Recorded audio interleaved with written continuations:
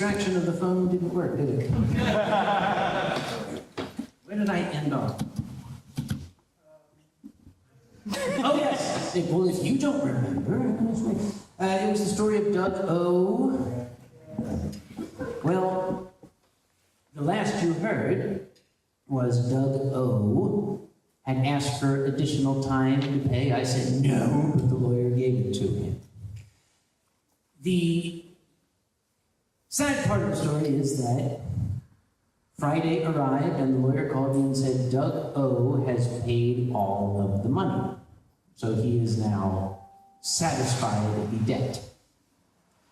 And I was disappointed. But I didn't want my fun to be over.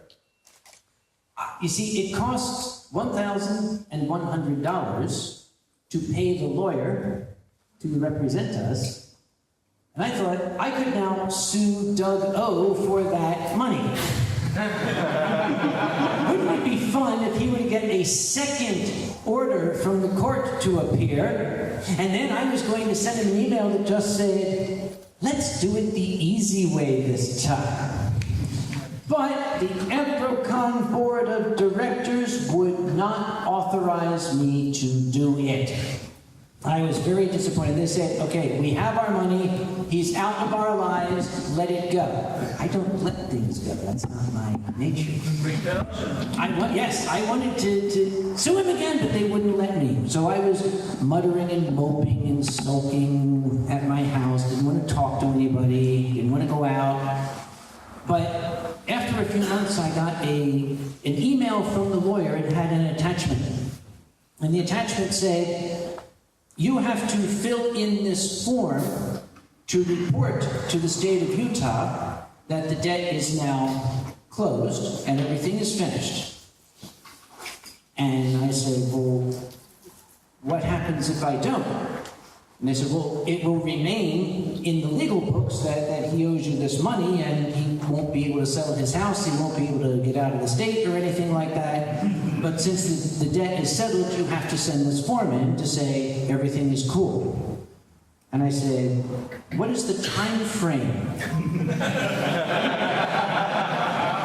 And the lawyer said, there isn't really a time frame, you just have to fill the form in. I said, okay, I will. Sunday. Don't fuck with Uncle Kage.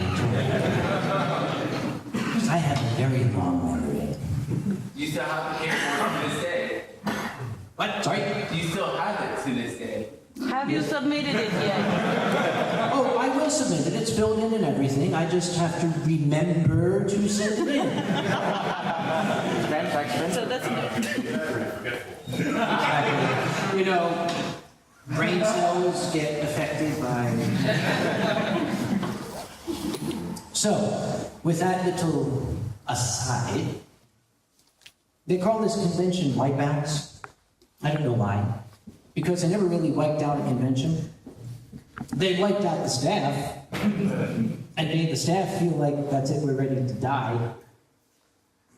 You're late. Was Tita stuff coming? Actually, it was really quick. It was supposed to be. Could be. Okay. Anyway, convention wipeouts. When things go wrong, typically you don't know when they happen because these fine, hardworking staff members keep it quiet. They make sure that anything that is a danger, anything that is going to spoil your fun is not... Why were you so late?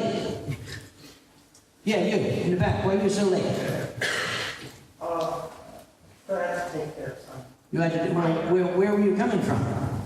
From picking up the guitar, because our guitar player broke his guitar, and, well, he needs one for the concert this evening, so we had to go to a repair shop real quick.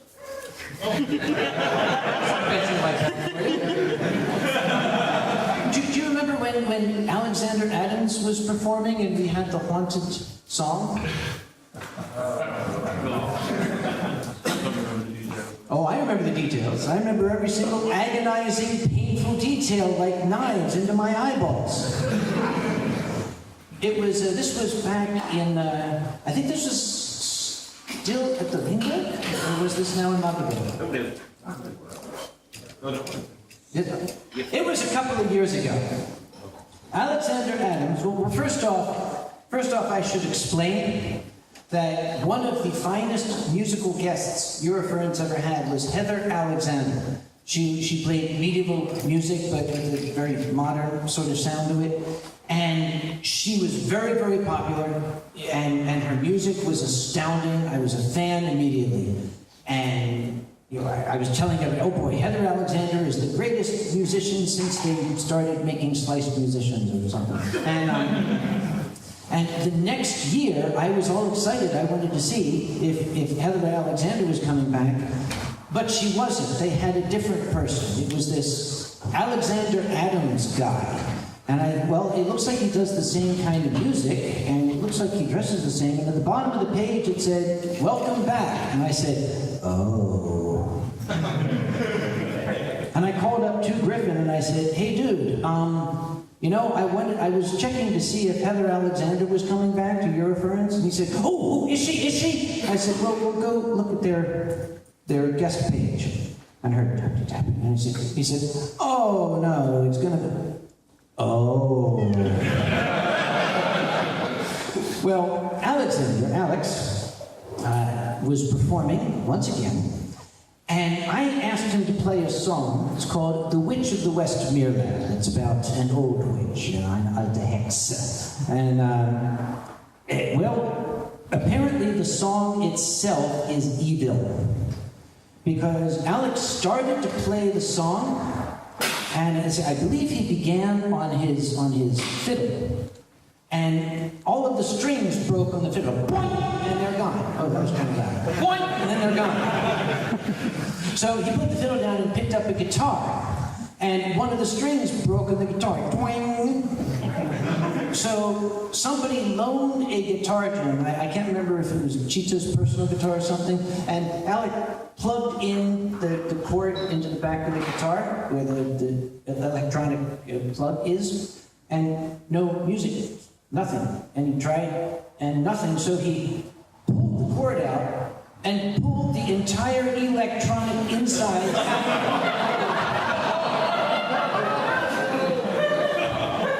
So I don't remember if they gave him like an accordion or a didgeridoo or something, but he was up there with another instrument after that. And he had a big container of beer up there. And what I remember about this instrument that he had was they had hastily wired it together. And you can see there were like sparks coming out of it. Well, Alec gets very animated on stage. He knocked over the beer, which I know in Germany that's an offense that can put you in jail. Fortunately, we contacted the American consulate and got it taken care of. But at the end of the performance, Alec was still performing. I was getting ready to go on stage. And I stood at the side of the stage, and I saw Alec standing in the middle of a large puddle of liquid with this sparking instrument with wires coming out of his hand. I have never asked him to sing that song again. Good turn. Yes, right. Der war die air conditioning everywhere. Is there air conditioning? There is air conditioning. No, there isn't. Wasn't it yesterday? Oh yeah, it was yesterday night. Are we allowed to tell about things that happened here? Okay. Yeah. It's up to you. You're the Let's keep it anonymous. We had a call of an attendee who said, "Look, I have a technical problem in my room up there, and for whatever reason, there's water coming out of my wardrobe."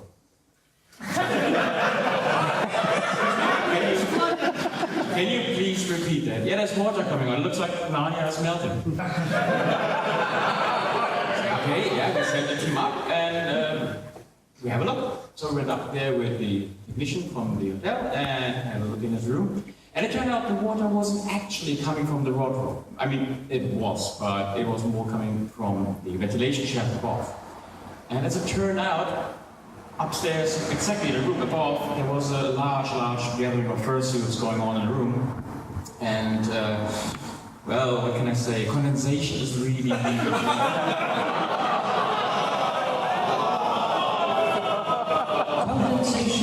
perspiration? Most likely both. In any case, the entire floor was actually soaking in, In liquid. Condensation, perspiration, and miscellaneous subject. Technically, it's just as good water. But you decide. Yes.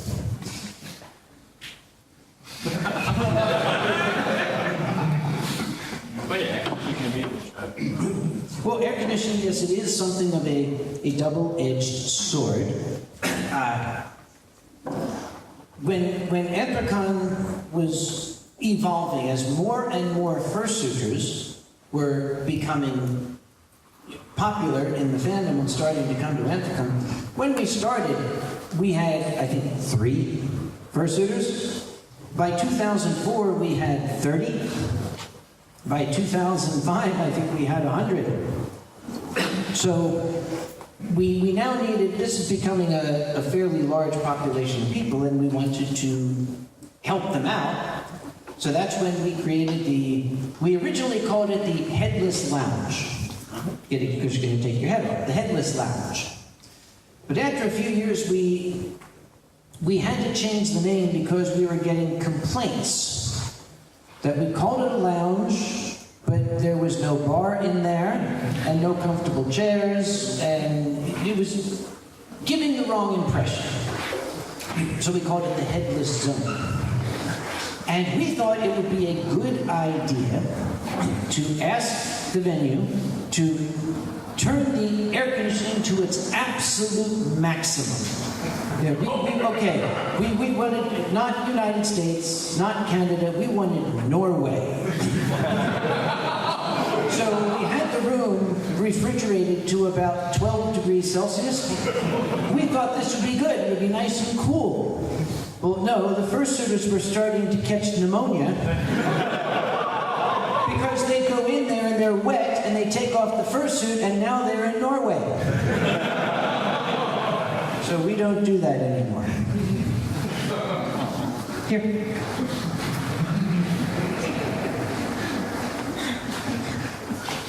So it still reminds me of the icicles coming out of the air shaft. That was years ago. We had the air conditioning set a little bit too high, and we thought that was good, it was a good idea. And ended up with icicles coming out of the air shaft. Norway. Yeah, but hello, the hotel technicians are usually a friendly bunch. They are patient, very patient actually, no matter what they find. This is the Tribble. You remember the Tribble? Oh God, yes, the Tribble. Oh, lovely. Back in the Ringberg. Ringberg? No, Magdeburg. It was Magdeburg. We had a call from the hotel management saying, look, I don't want to complain, but... Okay, wait. We don't like it when we get calls from the management that start with, I don't want to complain, but... The butt was big. Well, you're American. Okay. Yeah, it was a lovely evening. He said, yeah, I don't want to complain, but the room with the pumps underneath our pool is flooded. What? Yeah, it's flooded. There's water in the pump room. You mean like water? Isn't it supposed to be in the pool? Yeah, but it's down there. The pool is half empty. It's down there. Okay, it doesn't sound good. What's the issue? Yeah, we don't know, but we have to close the pool for now. Go over in half an hour. So we went over there. And the pool technician came to us and said, do you watch Star Trek? Right? Do you know what a Tribble is? Yes. Turned out 2 entire handfuls of fursuit fur were clogging up the filters to the extent it actually flooded the entire pool. And that's the reason why the rules of conduct said, please don't go into the pool. The first there was the same night, by the way, when 2 Russians decided to pee into those cooling bassins next to the sauna because they thought it was the toilet.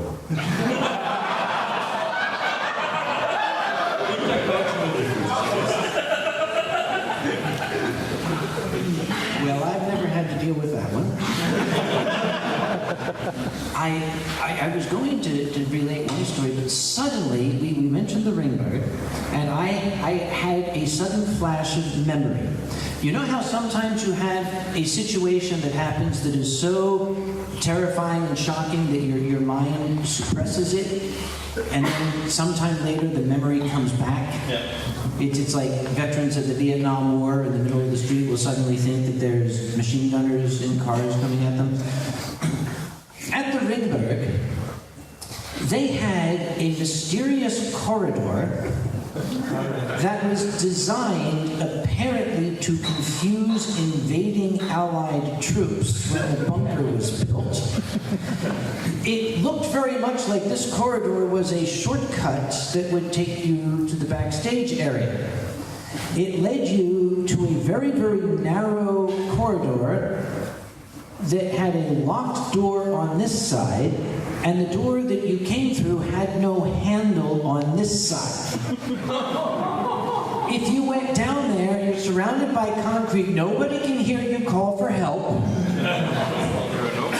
There's no phones, no anything.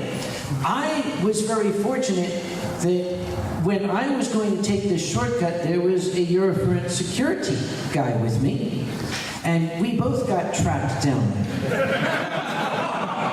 And it was like a spy movie because he pulled out his radio and he said there's a lot of interference. And he tried to call for help and we heard...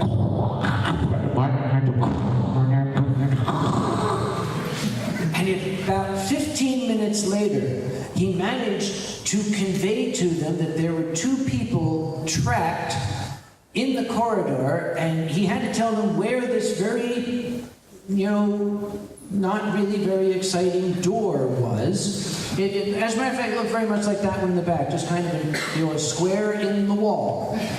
And he had to tell people, go and push that door. And he had to say it many, many times. The door. Push the door. What? Push. Do you see the door? Do I see the tower? No. Do you see the door? Push the door. And finally the door opened. It was such a relief because there was only one little light bulb down there. And when they opened the door, it was like I'd been trapped in a coal mine that had collapsed because the light came flooding in. And I said, you should put up a sign to tell people not to go down there. But Eurofurence never listens to my suggestions, because my understanding is several other people got trapped down there. And since they didn't have radios, I understand that security had to periodically just go and push that door to...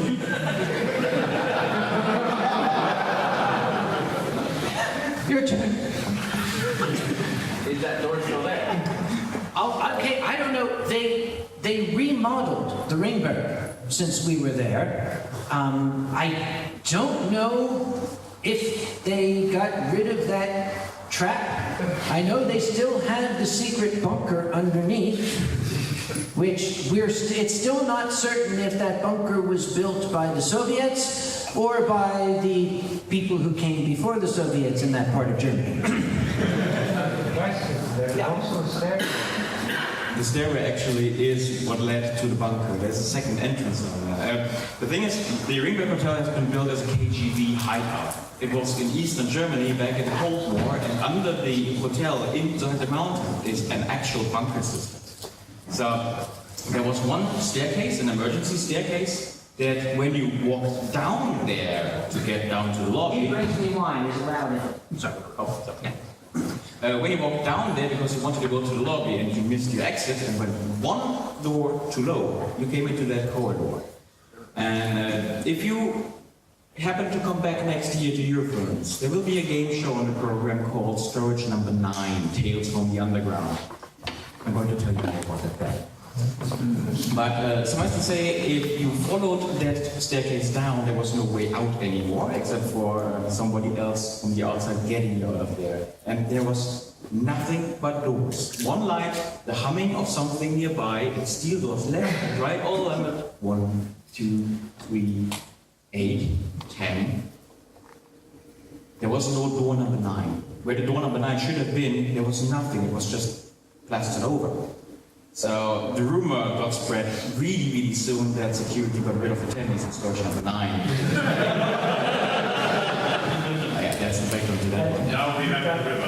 The same staircase, however, had a really cool side effect. There was a ventilation in there, a really, really strong ventilation that would suck off smoke from the bunker system if there wasn't any fire down there. Have you ever seen that? In Magdeburg, maybe? We had the same system? Oh, you mean when you use the ventilation inside the staircase? In Magdeburg, we had the issue that the lobby was really, really high. There was a glass ceiling. And when you worked up there, it was like 45 degrees. So when you had a bunch of fursuiters walking through the lobby, there was actually sweat dropping down the ceiling. It was really gross.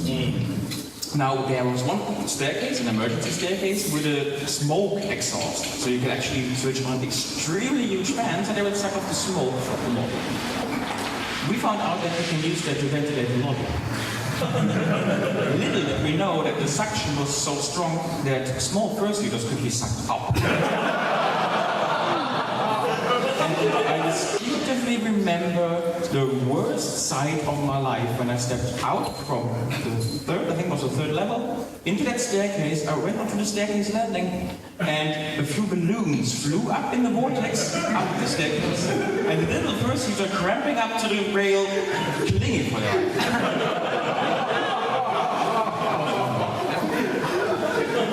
There's one. I have a bad habit in that I like to try to be helpful, but sometimes, being an old man, in trying to be helpful, I don't think. This was just a couple hours ago. I was in the lobby having coffee, and there were fursuiters coming down, and there was a little tiny girl, maybe 4 years old, I guess. And her mother was allowing the little girl to run up, and the fursuiters were not, they were wandering around, and I kept shouting, up, look, down, and the fursuiters were, oh, little girl there. And this happened over and over, and I was trying to get the lady's attention, and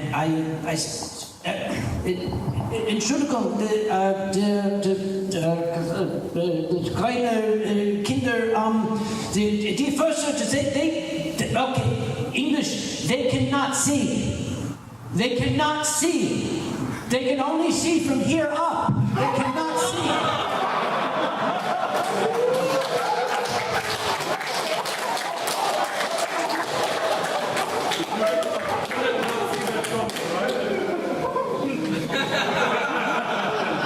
But I thought maybe I shouldn't tell that story, but I just did.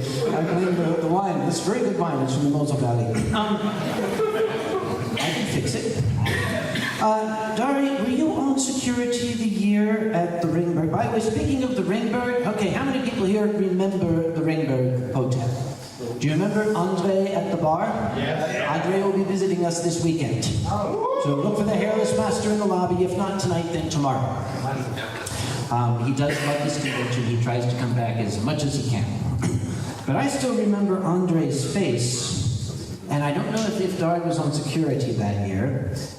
They had a beautiful bar in the Ringberg. It was kind of several levels. For us, it was a good size. It was like at first, every person at the convention could sit at the bar. And, well, for 1 year, yes. But that same year, a gentleman walked into the bar with a giant box of bottles and sat down at a table and put out all the bottles at the bar and started trying to sell them to people. And I remember, I was there, I was looking at this, I looked and I saw Andre staring with this look on his face like, do I actually see this? Why is this real? He was just totally shocked. And if you remember Wolfgang Koenig, the boss, the owner of the hotel, I remember he was walking up the lobby and he saw this, and Cheetah was coming down the corridor past the elevators, and this made my blood turn to ice, because every convention chairman is afraid of this. I saw Herr Koenig look at Cheetah and do this. And Cheetah went over to him, and of course leaned very, very far down. And Herr Koenig said, and I saw Cheetah do this.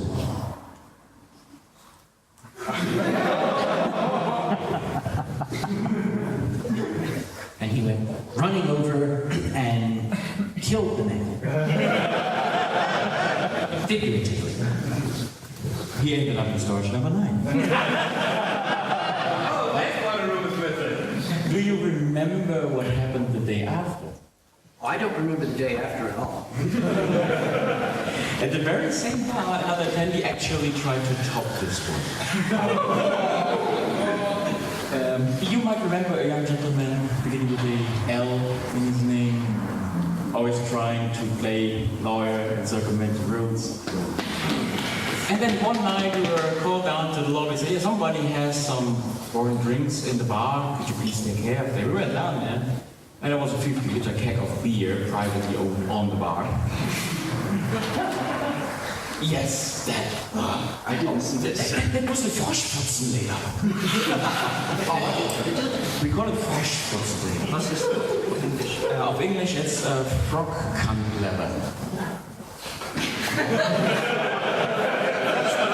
Okay, that's fine. That made it very clear. The security team has a let's say for work sticker pack with a little anecdote of every single incident we had that we can't share with the public usually. One of them was the Froschfotzenleder. Cheetah called. I had no idea what was up. But calm down, what's up? Come, Robbie, come. We went down, the elevator doors opened, and out came a 15-foot frog inflatable with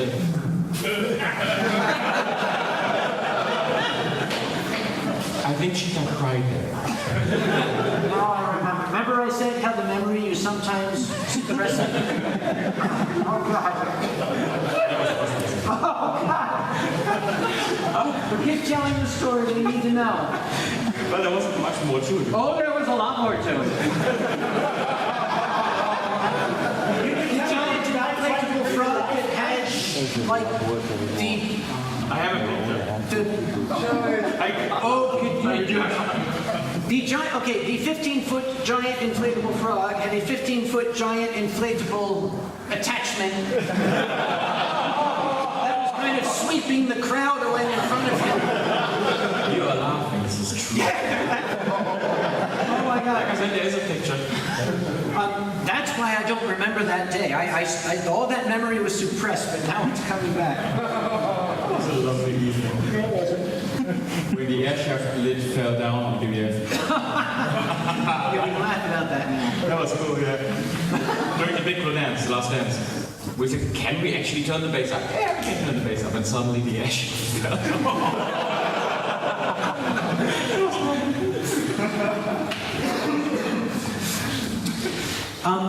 Some of you might have gotten an email before the convention cautioning you about having electric devices in your room and telling you there are restrictions on what you can plug in. There's a reason for that. It is known secretly as the Vilma effect. My little old mother at the Ringberg wanted to curl her hair with one of those, they call it a curling iron. It's a heated thin rod you put in your hair. And of course this device draws a significant amount of current and it comes from the United States. And my mother was not really familiar with some of the cultural differences between Europe and the United States in terms of electricity. And, well, one moment, all the lights in the hotel were on, and the next moment, half the hotel went completely dark. And then came the fun of trying to trace why, where it had come from. Because all alone in her room, my poor mother didn't understand when the lights came back on, she plugged it back in.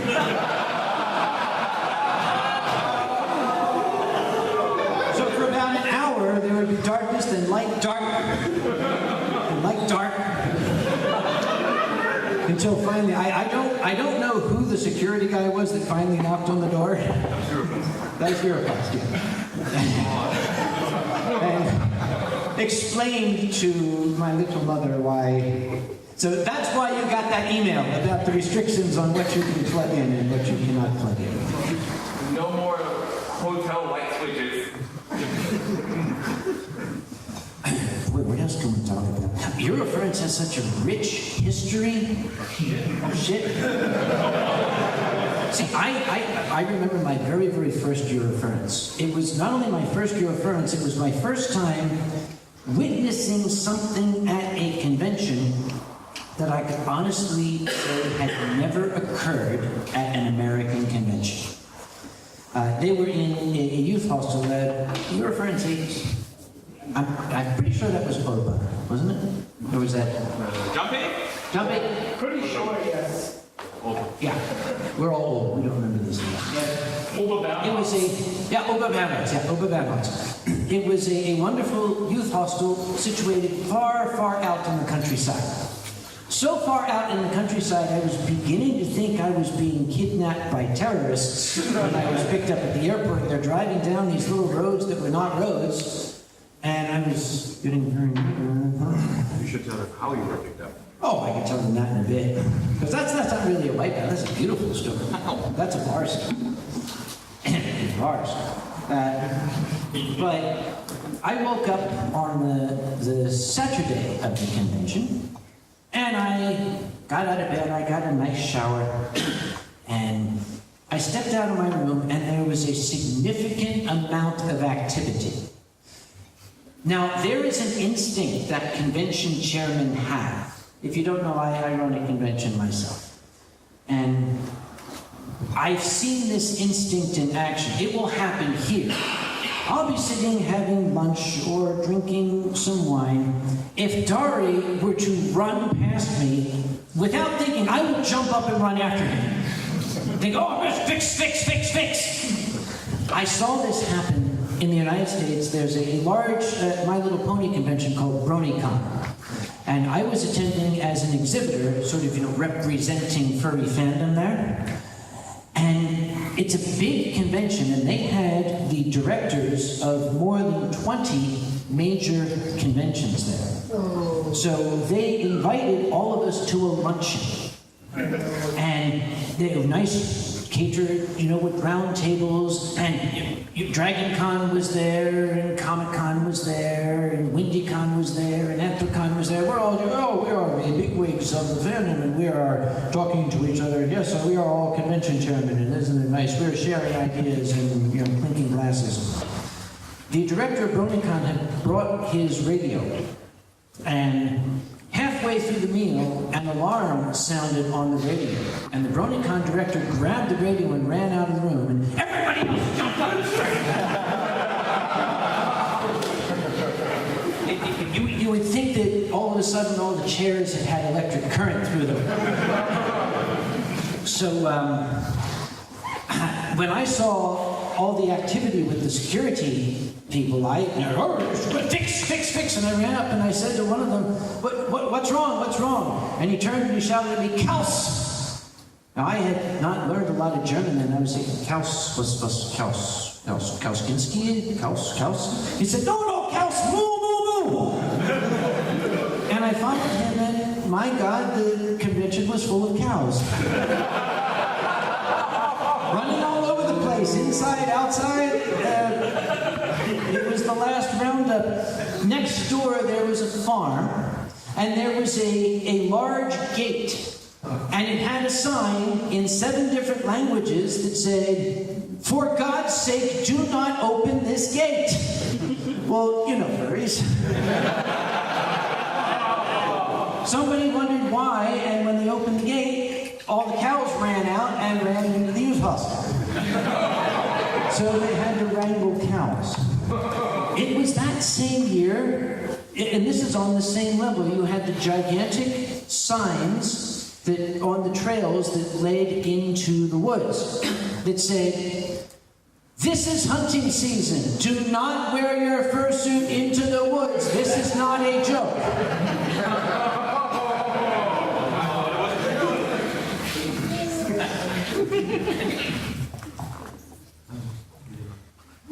Your turn. Yeah, I'm just thinking which of the many. Were there any holy fursuits after that? I'm sorry? Were there any holy fursuits after that? Any holy fursuit? Thankfully, no. At Good. least not that you were willing to admit. Oh. Not that kind. Okay. Speaking of crowds and persons with holes, Yes, thank you.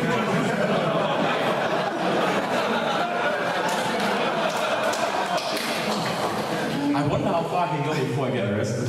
Not my fault, not my problem, not my problem. Do you remember the horror convention, Eurofurence? Horror-furence. Yep, and it was horror behind the scenes as well. Remember the guy that sold zoo porn in the middle of the lobby? And then kept 2 snakes illegally in his room? That was a good year.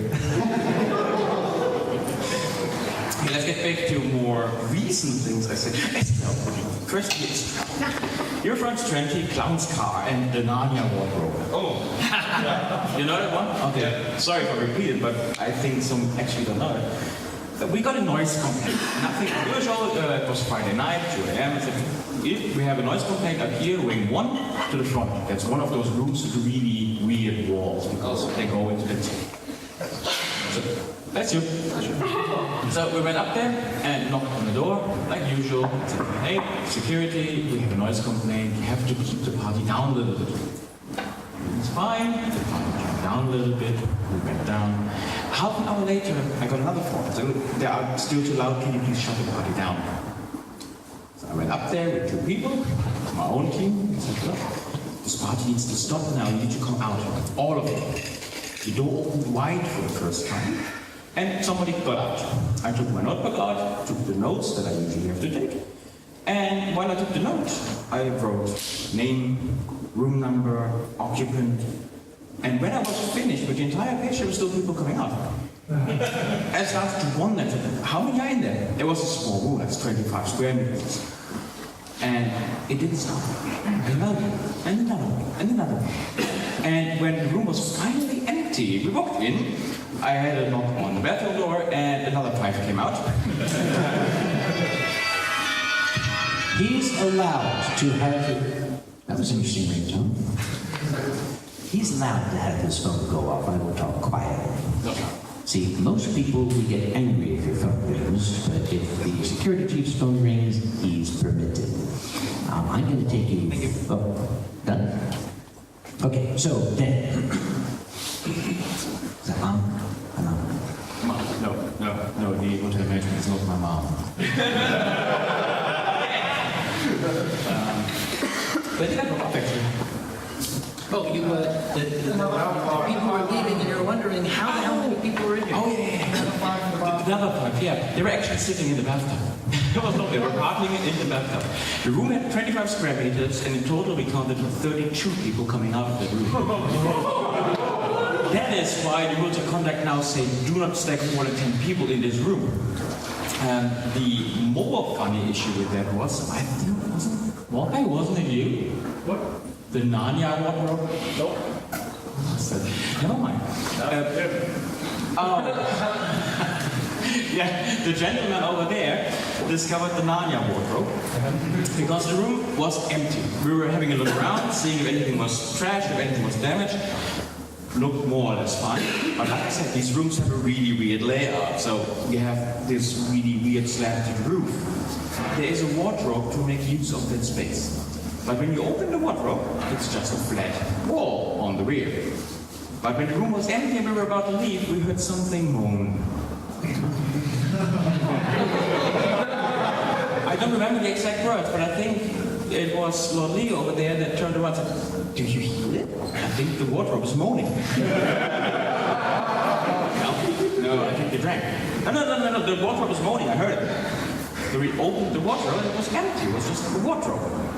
But there was still moaning coming outside, so we started looking toward the walls, and one of the back panels actually stood aside. Turned out there was a crawl space behind there and 2 Fursuiters. Make that 34 then.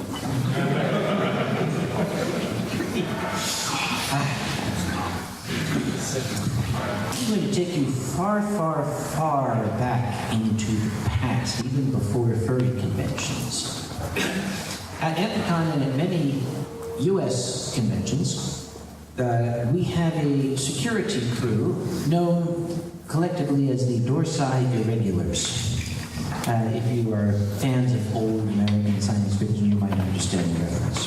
But they came into being at a World Science Fiction Convention, a Worldcon, in the early 1970s.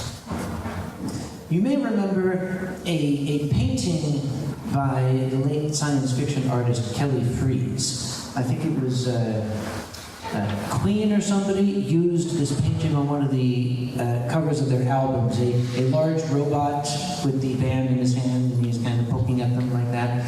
This was the cover of one of the issues of Astounding Science Fiction. It is sort of like the Mona Lisa of science fiction art. And it was at the art show that, for security, what they did was they would just rent normal hotel security guys and have them stand there, and they told them, if anybody comes by here with art, make sure they have a receipt. Somebody walked in, picked up this priceless painting, had a receipt for some $15 sketch in his hand, showed the receipt to the security guy, and kept on walking. To this day, that painting has never been found. It disappeared.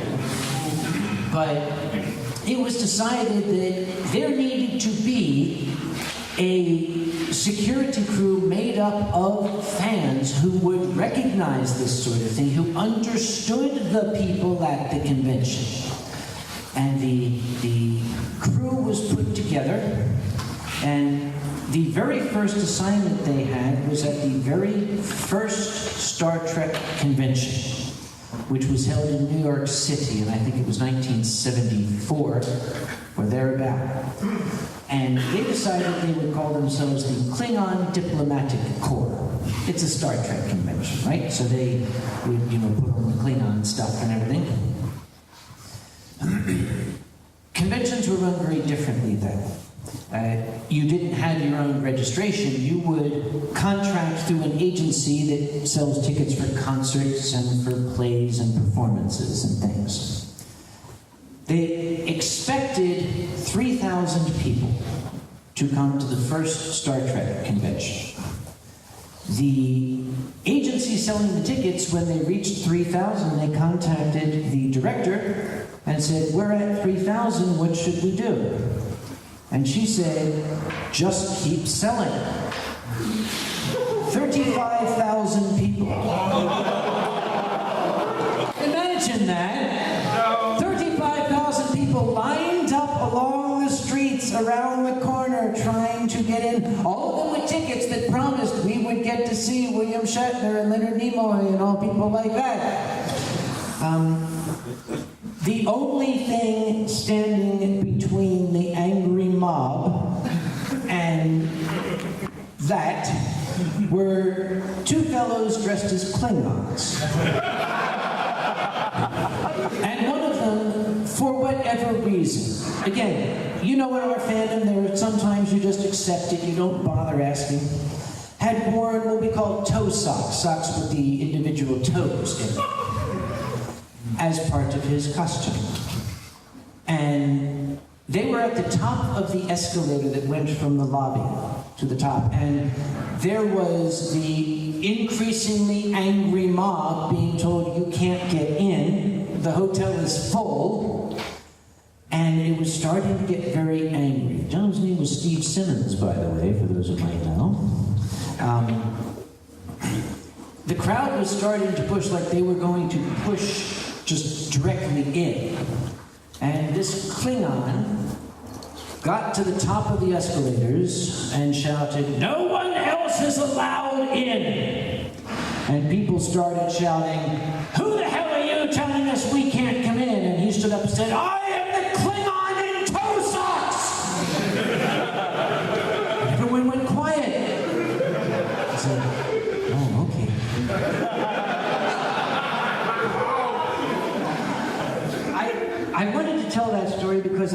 wanted to implant the idea in Dhary's head of 35,000 people showing up, all wanting to get in at once. Your turn.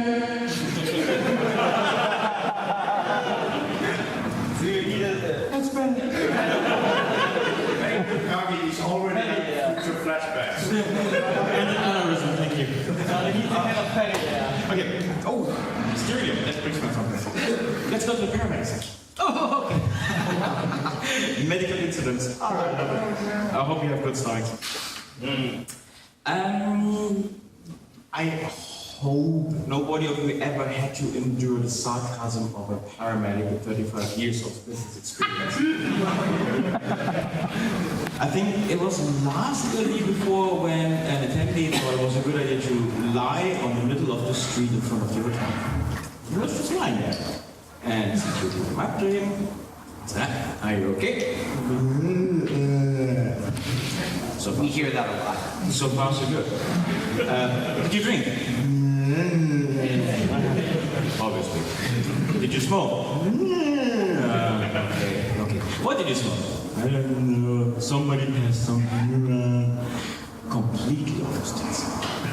Okay? Called in the paramedic. The paramedic, Sasha, comes in. This guy spent 35 years on the streets of Hannover. So you can imagine he's seen everything. Almost everything until he went to Eurofurence. And as he is, Sasha is a big, calm, barrage. He just walked up slowly and looked at it like, "Now what do we have here?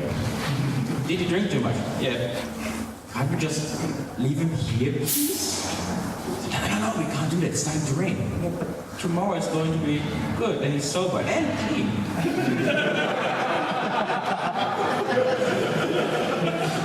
Yeah. In the end, they put him into a wheelchair to actually get him back into the hotel. And we were back in the security office already when we were waiting for the paramedic to arrive for treatment, and they didn't come. I said, "Okay, let's do something else in the meantime. Take care of some paperwork." 10 minutes went, 15 minutes went. And at some point, they actually got back. I said, "What the fuck did you do? It took like 10 minutes maximum down there. We could hear what happened." Oh yeah, in the middle of the track, he actually decided to have a look at his dinner again. So we just took a detour to the toilet and actually just straight onto the toilet. And then waited till it was empty. Don't get drunk, please. Okay. Except for you. Many years ago, I think it was Midwest Furfest 2001 or something like that. Every once in a while, somebody gets ill at a convention, and it can be in a contra, something like that. I became ill at this convention, extremely ill. I was conducting the charity auction, and I started to realize I don't know if I can finish this auction. And I reached a point where I called to another gentleman who was an auctioneer in the audience and said, "Take over for me." And I went backstage and just blam, collapsed. They literally carried me up to my room. And they wanted to call an ambulance, and I said, "In my country, you don't call an ambulance. It costs many thousands of dollars." We'll talk about that another time. But I said, "You need to call my doctor." And you see, they already knew about my doctor. I called him Dr. K because my story hours in those days had a lot of Dr. K in them. He was a very colorful gentleman. And I told a lot of stories about Dr. K. So the medic was a gentleman named Furp. He has since passed away, the victim of a motorcycle accident. I'm very sad to say. Furp called Dr. K and handed the phone to me. Now, this is one of the things I liked about Dr. K. Unlike most physicians, you called him, he would talk to you right then. And this was the middle of the night, practically. And he said, "So, what's wrong?" And Furp told him my symptoms. I was running a very, very high fever, somewhere in the 41-degree range. I was burning up. And Dr. K got me on the phone and said, what have you done? Have you eaten anything odd? You know, allergic this. And then he said, are you at one of your conventions? I said, yes. And he said, I see. And have you done your story hour? And I said, I only talked about you in the most respectful terms. And Dr. K said, I see. Let me have your medic again, please. And he handed the phone to the medic. And he explained to him, Dr. Conway's greatest danger right now is the fever. We have got to get that fever down. I need you to get some aspirin tablets, 1,500 milligrams total of aspirin. However, because his digestive system is right now in a very, very delicate state, the aspirin would not be absorbed. He's going to have to chew it. Have you ever chewed an aspirin? Now, in my country, they make a liquid form of aspirin. He knew that. We have an expression sometimes, the cure is worse than the disease. I chewed the aspirin. And it did the job, it brought down the fever. But Ferb remembered that lesson. Anytime he ran across a person who had passed out drunk, he would tell them, oh, we need to get some aspirin in you, but you're going to have to chew it. And then, when they started to come out of the drunken stupor, they had huge headaches, they felt sick to their stomachs, and they had the taste of that aspirin in their mouths.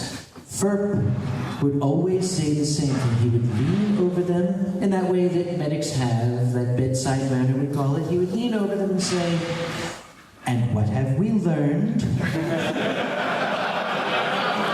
might remember that line. I just got an interesting question from someone of you. The question was if I carry. If you carry what? If I carry handcuffs. Well, in your room, I know. Not You mean on duty? Okay, never mind. Yeah. And why I ever used them, or if I ever used them. And very simple answer, no. Because the last person I handcuffed had an unwanted reaction. So no, I don't. Oh, talking about paramedic incidents, here's another good one. We got a call of an attendee having an issue. That was all I got. Okay, didn't they have any issues? Medical problem, we the paramedics. Okay, so the paramedics there. We went to the room, and the attendee was lying in bed. He was half dressed, let's call it, and very stiff.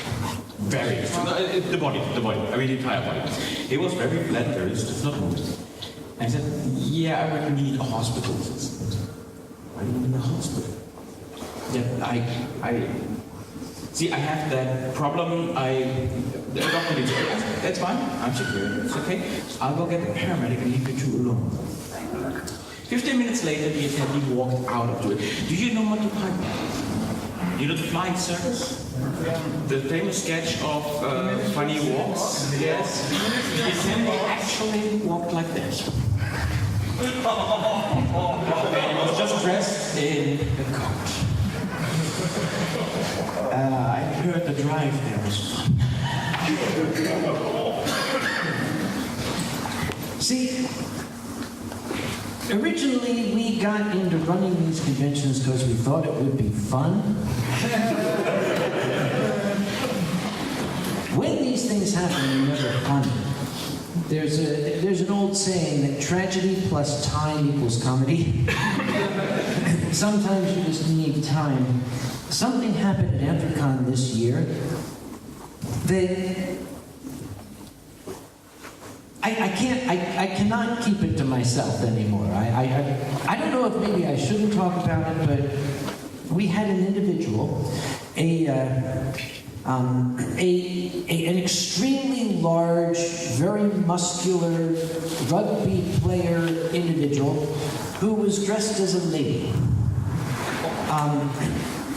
I don't want to pass any judgments. I will use the pronoun she for convenience because I don't know what was going on. I don't believe biologically that was the case, but let's just say she was agitated and apparently on something. To supplement our security officers, we have actual police officers from several agencies. Anthrocon's a very, very large convention. It's nice to have the police actually there. We handle the typical things when things are no longer typical. Officer, could you take care of that? It's nice to have. Yeah, it's like, yeah, you should go take care of that guy. Well, one of the police officers, a gentleman named, we call him Will, that's his nickname, went up to try to assist this individual. You know, is there something, a problem? Are you upset? Can I help you? Well, after a brief exchange, this individual then attacked the officer, knocked him down, started wrestling him, started trying to grab his weapon, which was a very dangerous situation. He called for backup, and backup arrived, and a very violent struggle ensued. During this very violent struggle, this individual's artificial breasts flew out from under her shirt and were caught by one of my security guys.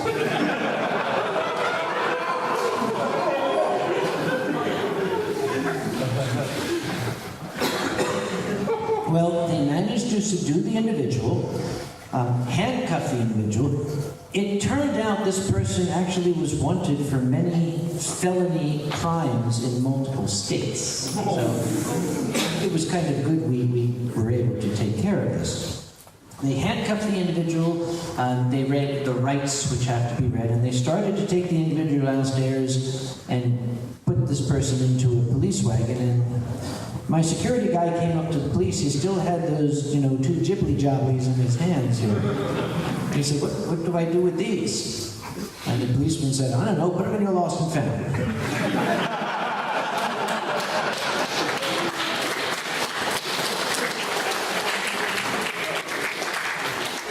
This happened during the evening while the chairman was asleep. And the next morning, the chairman walked into operations and said, what kind of things do we have in the lost and found? A cell phone and what the fuck?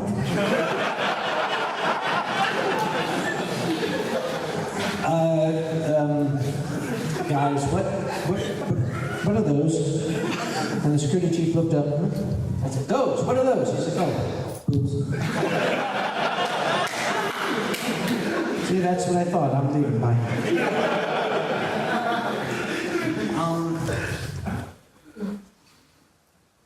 People ask me, what's the strangest thing you have ever found in your lost and found? Yeah.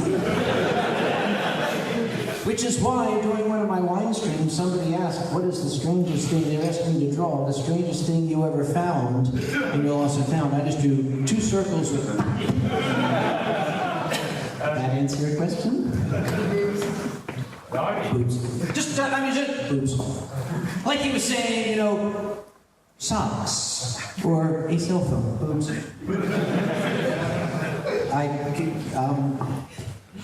Your turn.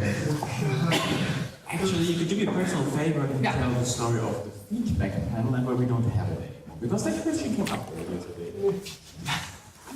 Just better with you. It's a little embarrassing, no?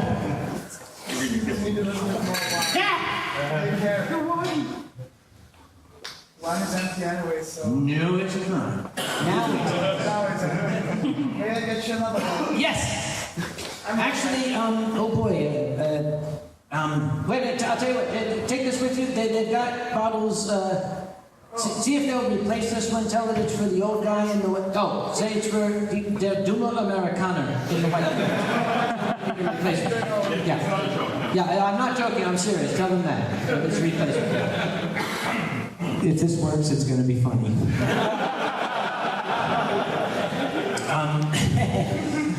They used to have a feedback panel where they would all sit down, Cheetah and Dhary and Night Fox. Oh, it was always fun to watch Night Fox. Night Fox always looked like this. I can't see. Night Fox always looked like this. like The Walking Dead. Didn't talk, didn't look from side to side, just stared. But, you see, Anthrocon had a feedback panel. Most of the big conventions had a feedback panel. Tell us what you thought. Do you have suggestions? What can we do to improve? That's a good idea, as we say, on paper. It sounds like a good idea until it actually comes into practice. Because some of the things that I have endured on my feedback panels in the past, a gentleman came up and he was complaining very, very bitterly that his entire convention experience had been ruined because his con badge kept flipping backwards.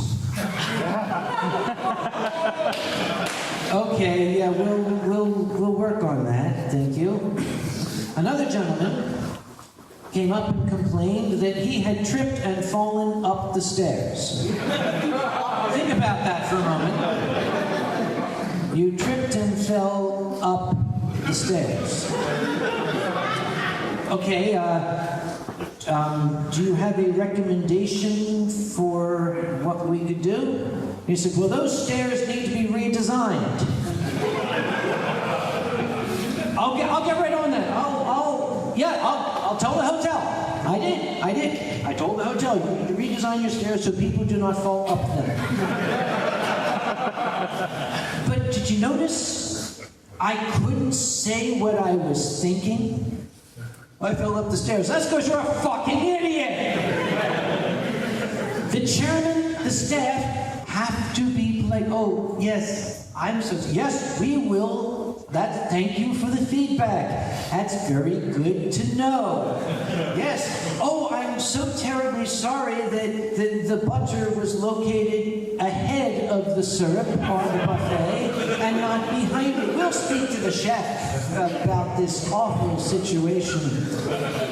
Well, I went to the Eurofurence feedback session, and I was present at the feedback session. I was really present at the feedback. I was sitting in the back. No. Das ist gute Scheiße. But then, people started giving their feedback. And I couldn't keep myself quiet. It was like all of the frustrations of my convention pushed their way out. One gentleman got up, I don't recall what country he was from, it was one of an Eastern European nation. It's like Albania or something, I don't know. But he got up and he was very angry. He said, the people at this hotel, they're criminals. They're robbing us. They charge us 20 euros for the breakfast buffet. I could go across the street and get the same food for 5 euros. And I said, did you? He said, yes. I said, then what's the problem? He said, well, they should not be allowed to charge 20 euros. How can they do this? They are crimes. They should be taken on charges. And I said, it's called capitalism. It's very popular where I'm from.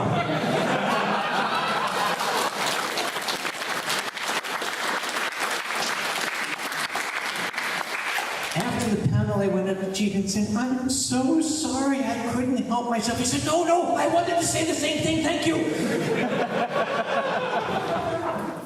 Those are the only two I remember. Is there anything else I said that I probably should remember, but maybe don't want to? Oh, double-sided badge. Oh, yeah, fuck you.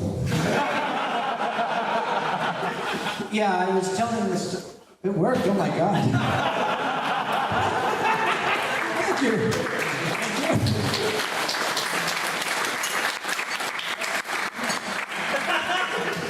Kinky.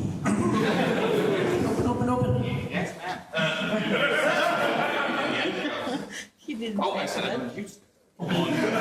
Yes, he said he doesn't use them. He didn't say he didn't carry them.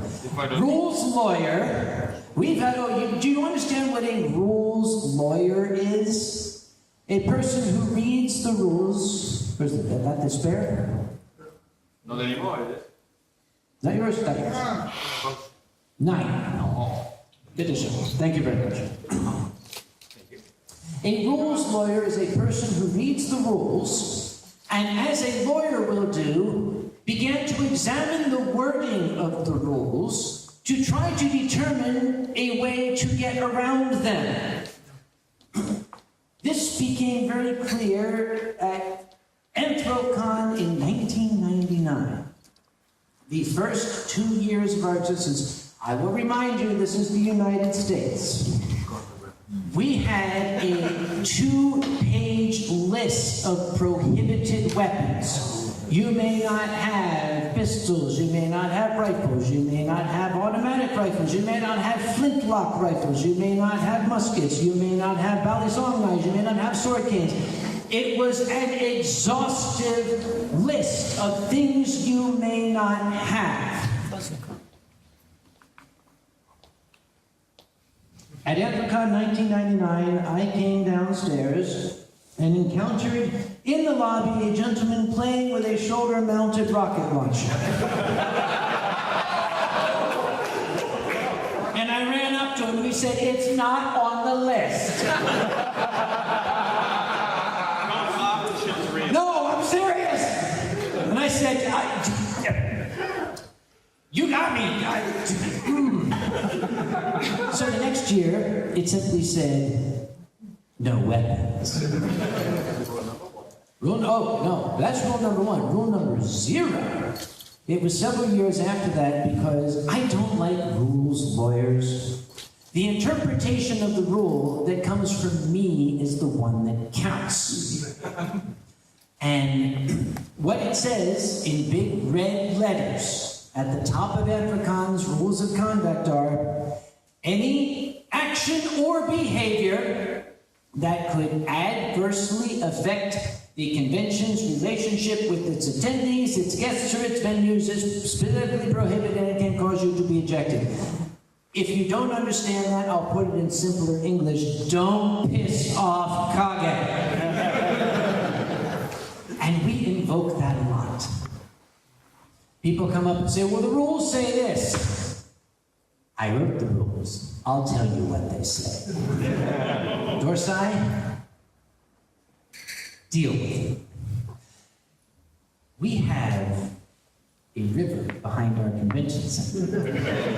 Every year it's a little less deep. Did you notice the canal out here? You know, every year there's a little... Oh, shh, never mind, sorry. I've been annoying. To submerge a tank and not anymore. Yes, because of all the tanks that are already in it. Yes. Yeah. Oh, that's right, you're a former tank crew member, yes? Grenadier. Yeah, meaning he would throw grenades. Yeah. Actually, no, Dhary's job, he was a Panzer Grenadier, and his specific job was, he was essentially the rescue man. If the tank became trapped in mud, Dhary would come and he would lift the tank out of the mud and carry it back to the headquarters, where they could then wash off the mud. Oh, I didn't mean to ask you, your opinion of that massive banner in the lobby with the tiger on it? Yeah. I just wanted to know your opinion.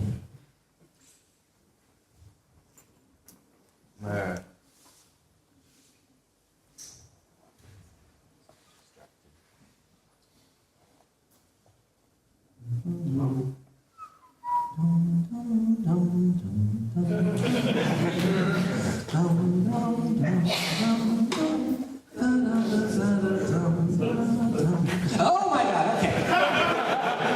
He has the version that's not hanging in the lobby.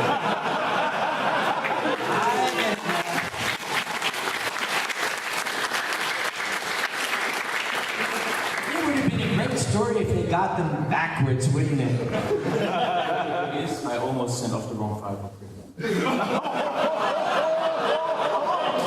And his mother is coming tomorrow for a tour.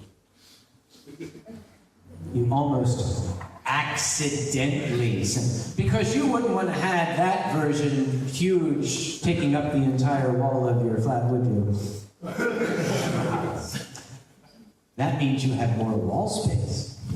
Oh, hello, I see a finger pointing in the air. You pointing to the ceiling or not? That's this last year about my grandfather. About what? I'm sorry? Grandfather. Oh. My grandfather? That was grandfather. I don't quite follow, I'm sorry. One in the concentration camp. Oh, no. That was in England. We're allowed to tell that in England. Oh, you can tell. Yeah, it's fine. It's allowed? Okay. The one? Okay, here's what happened. We were in England, where there's a lot of English people.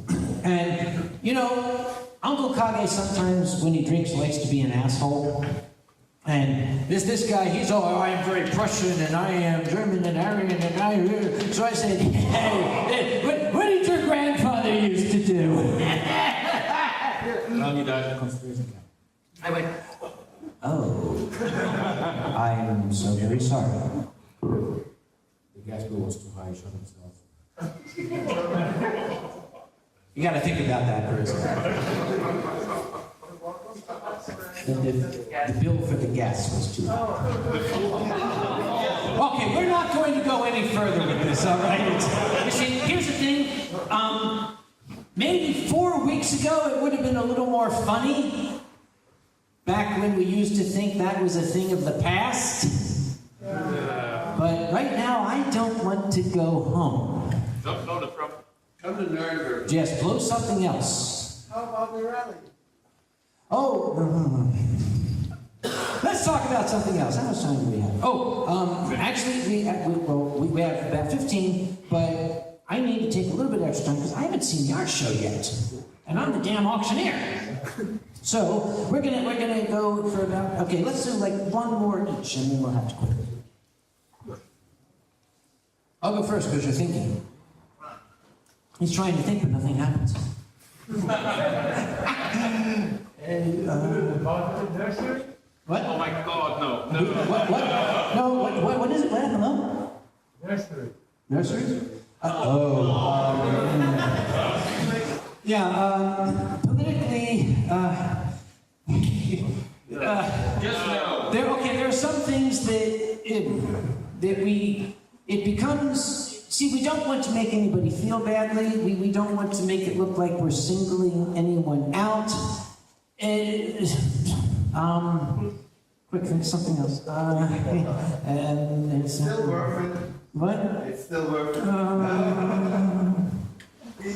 Let's just say there are reasons that some people have prejudice. Okay. That's fair enough. Have you noticed that in furry fandom, there is a small group of us that sometimes we just want to throw into the river because they really make us all look bad? Yeah. A subgroup of us. Small percentage of small. Every group has those members. Furry fans have those. There are subgroups of furry fans that, okay, they've got some interesting hobbies, and they'll keep those hobbies in the hotel room, but then there's 2 or 3 of them that like to have those hobbies on the street in front of the hotel. I'm tap dancing around this here. It becomes a difficult topic because if someone were to talk about furry fans and only concentrate on those people that gives us a bad name, it then would be sort of unfair for me to talk about our own subgroups and only concentrate on those that give those subgroups a bad name. So out of respect, I think I should have to decline to talk about them, at least outside the bar, and at least while cameras are rolling. You all know exactly what I'm saying. I have to think something else. So we need a big closer, something that is like, oh my God. How about the aftermarket hotel elevators? Have we broke one yet? Have we broken any elevators here? No, the technician's in the house. Somebody asked about the Anthrocon's elevators when we were at the Adams Mark Hotel. We had as many people that year in the Adams Mark, our last year there, that Eurofurence has now. And there were 4 elevators. Ooh. And they were notorious. You complained about our steam elevator. Oh my gosh, yes. Those 4 elevators had personalities of their own. The Dhary Irregulars, our security crew, had given them all names. The 4 elevators were Hades, Sir Speedy, Confused, and Bob.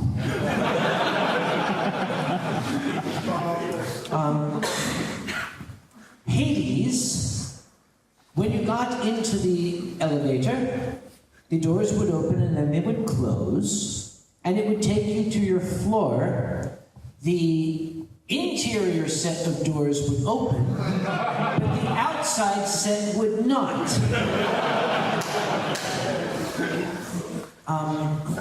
Sir Speedy could get you from the ground floor to the 23rd floor in 9 seconds. And wouldn't stop at anything in between. So it was a case of everyone within them was this tall, and when they got out, they were this again. Yes. Confused would stop at some floor. It might have been the floor whose button you pushed. It could be a different floor. You might have pushed 9 buttons and it would stop at all the floors you didn't push. And Bob, when it reached a floor, when the doors would open, you would find that the floor that was on was here. And then Bob would suddenly jerk upward, and then attempt to find the equilibrium point by going round, round, round.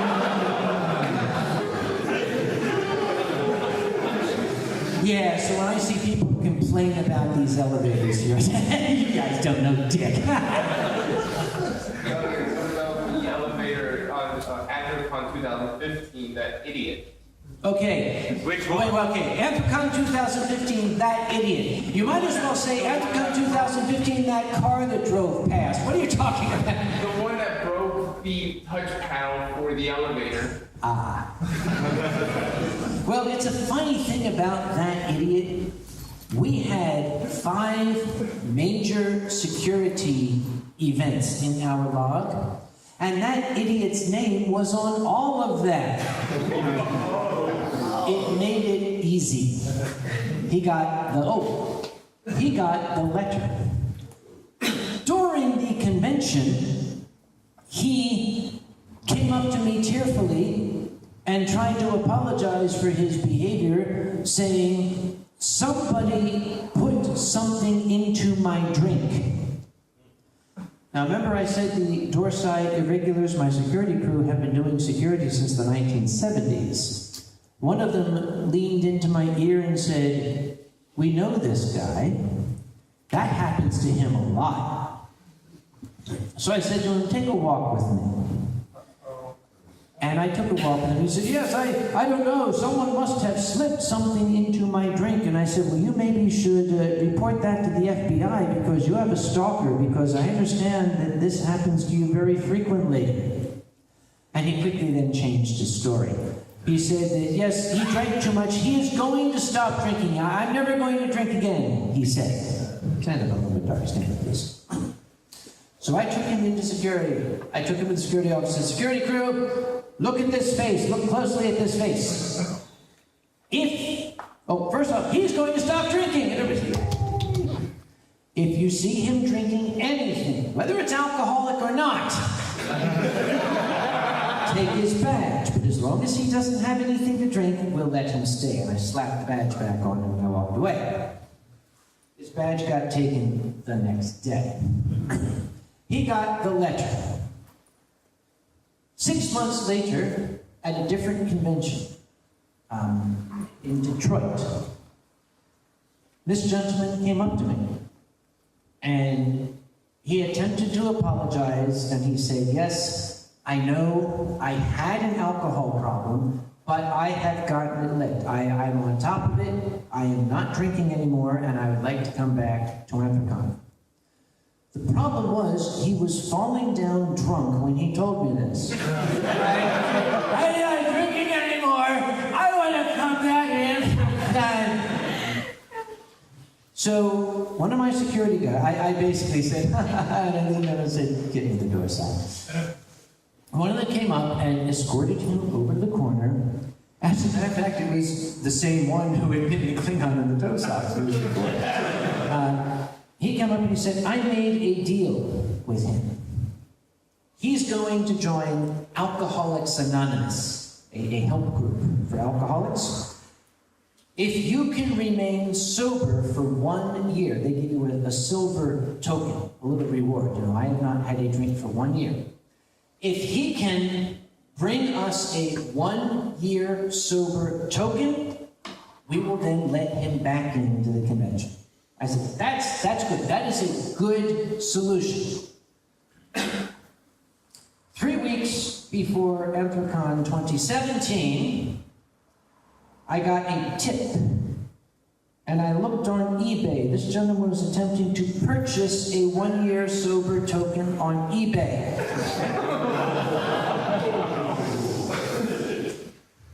And I forwarded this to Steve, our Klingon in the toe socks. Now, it was kind of funny because Steve is an old white man like myself, but his response was, oh, hell no! We're out of time. So go away, thank you.